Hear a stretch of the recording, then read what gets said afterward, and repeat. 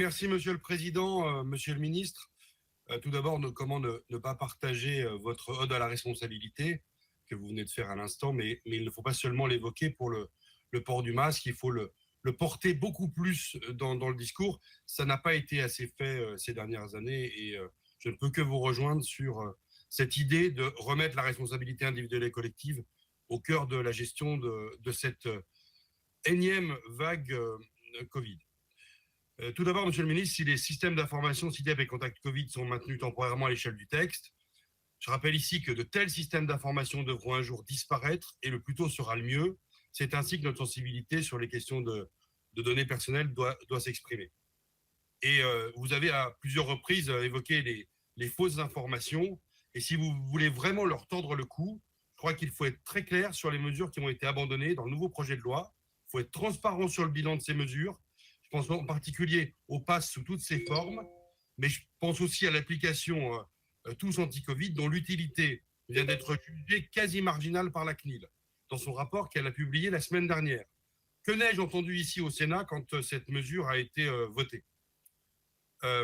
J'en viens à une question très sensible, Monsieur le Ministre, que vous n'avez pas abordée, qui est celle des soignants qui ne sont pas à jour de leurs obligations vaccinales. Je ne parle pas seulement des soignants suspendus, j'élargis la question. Là aussi, Monsieur le Ministre, la transparence la plus totale s'impose. Combien sont-ils à être suspendus? On parle de 15 000. Combien sont-ils à être interdits d'exercer, à être en arrêt maladie, en disponibilité, en congé? Quelle est la conséquence de l'ensemble de ces soignants sur le système de santé français? Alors que beaucoup d'États qui nous entourent, je suis en région frontalière avec la Suisse, ces États ont levé depuis longtemps ces obligations. Quand envisagez-vous de le faire?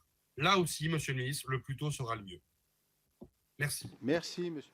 La question des soignants suspendus, pas à jour, est effectivement une question compliquée.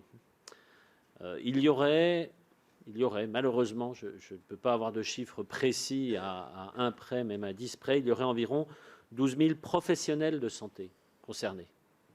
C'est-à-dire ce ne sont pas que des soignants. Le chiffre qui m'a été fourni par la Fédération hospitalière de France dit que sur les 263 000 infirmières de services publics hospitaliers, il y en a moins de 500 qui sont concernées par cette suspension.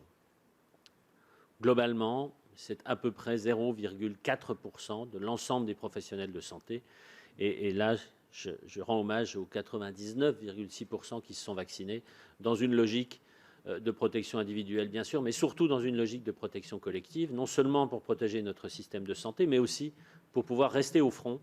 Et j'ai vu tous ces collègues rester au front pendant ces premières vagues. Alors, concernant ce sujet épineux, je me suis engagé à saisir dans les jours qui viennent les autorités de santé, la HAS, le Conseil consultatif national d'éthique, sur cette question particulière.